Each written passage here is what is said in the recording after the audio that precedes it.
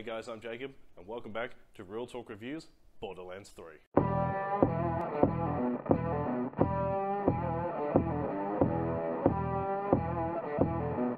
The game starts with the usual Borderlands style, like sort of 15-20 minute opening cutscene, which in normal games you'd get really upset with. But for Borderlands, it just it leans into this sort of cartoonish, sort of almost comic booky vibe. Where it goes through like a scenario of all of the Vault Hunters, all of the 4 playable characters, as it shows off their abilities in combat and as you would use them later on through the game. And as it does so, like it freeze frames on a certain character, comes up with their name, their class, and like a little funny snippet of what they do. And you'll actually find that they do that for every new character that you run into across the game. For instance, like later on when you run into Lilith, who is from the first 2 games, it'll do a freeze frame on her and it'll give like her and then her Firehawk insignia, I guess, and then like a funny sort of snippet underneath.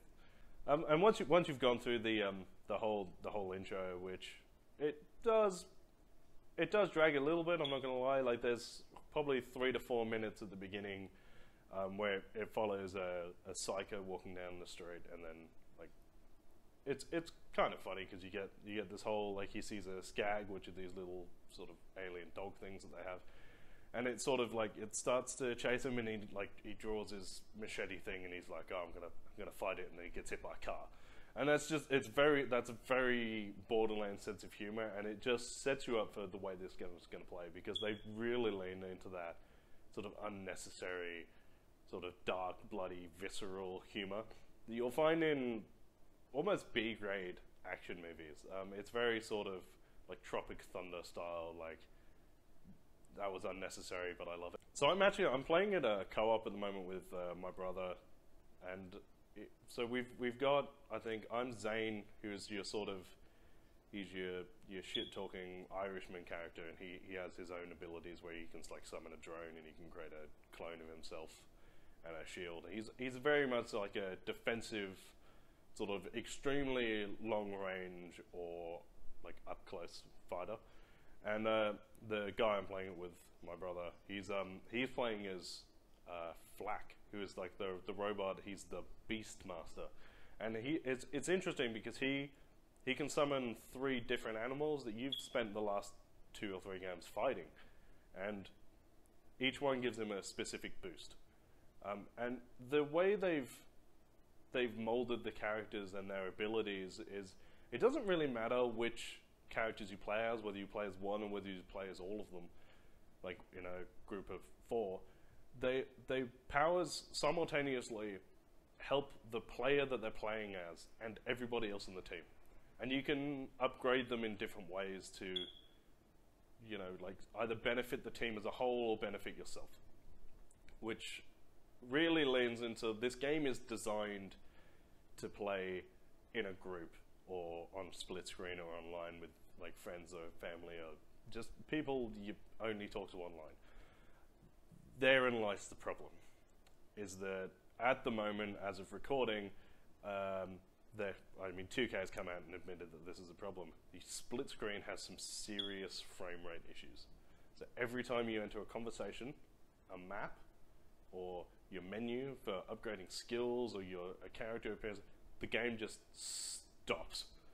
Like it just slows right down. You drop to like 2 frames a second, which it's fine because it doesn't affect the combat, but when you're trying to like zip around and you're trying to like upgrade your characters and you're trying to do things quickly, you don't need the other players to stop while you're doing it. It's just, it doesn't, like, they're working on a fix now, so I imagine by this time next week, or whenever you're watching this in the near future, the problem may have been fixed, the update. Which brings me to the gameplay itself.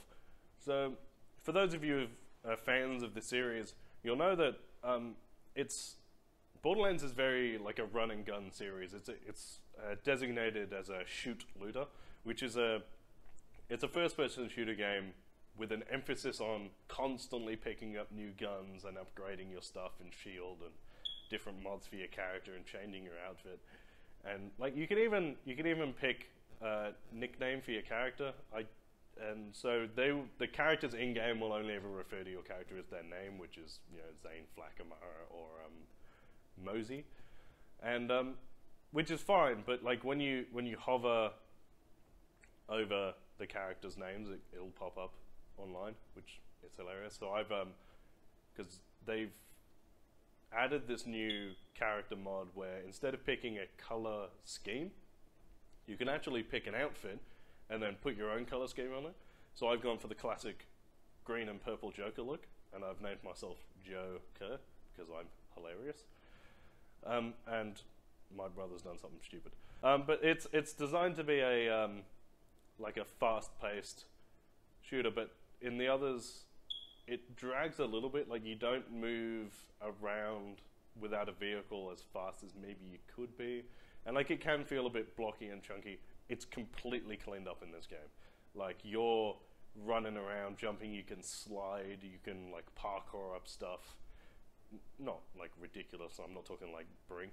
If anyone remembers that game, it's not quite that parkoury, but it's made it a lot easier for you as the character to climb up like the side of a shipping crate or zip around and run around, and like it's put a real emphasis on movement speed and like ease of access and movement, because that's what makes the gameplay fun. Like they've added things like adding the slide where you can run, slide, and just start shotgunning people, and they've even added a slam move. So if you jump off something high and you hold, I think, the circle button, each character's got a different one, but like my character, Zane, like whips out these double knives out of his hands, like hollow knives, and just slams it into the ground. It's just an area of effect attack, which doesn't add much. Like I don't think I've done much damage with it, but there's something inherently awesome about running to the end of a balcony and just launching yourself as the first weapon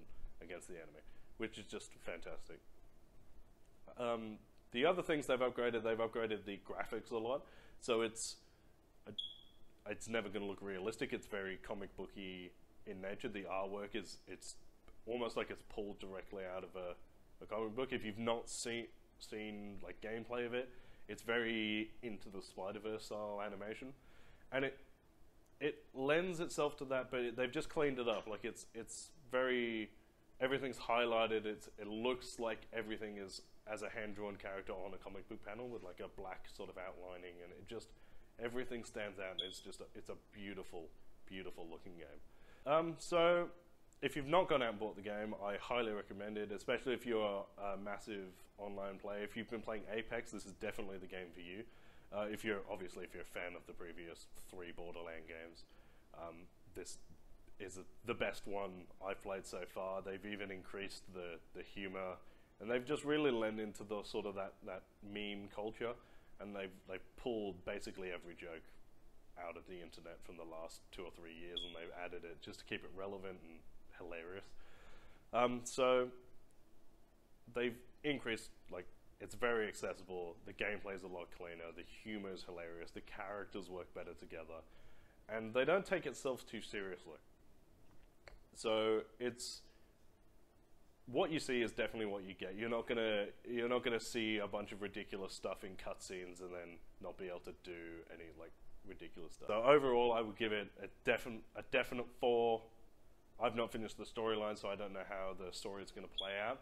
But on initial viewing, the only problem with it is the split screen frame rate, which I can't take too many points off because 2K has acknowledged it and are working on a patch. So that's a solid 4-star game.